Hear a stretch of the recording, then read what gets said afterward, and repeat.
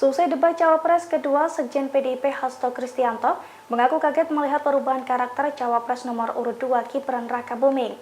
Menurut Hasto, karakteristik Gibran sangat berbeda dengan ayahnya Presiden Jokowi.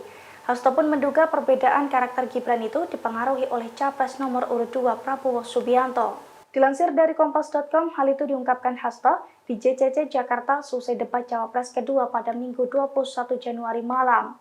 Hasto mengatakan Gibran terlihat mengalami perubahan karakter saat debat yang digelar KPU, sehingga ia menilai karakter Gibran tidak sama dengan ayahnya Presiden Jokowi. Hasto juga menduga bahwa Gibran terpengaruh oleh sifat emosional Prabowo. Hasto pun turut menyinggung soal Gibran yang menyebut izin usaha pertambangan atau IUP dari tambang ilegal dicabut. Padahal menurutnya tambang ilegal sudah pasti tidak memiliki IUP. Download Tribun X sekarang, menghadirkan lokal menjadi Indonesia.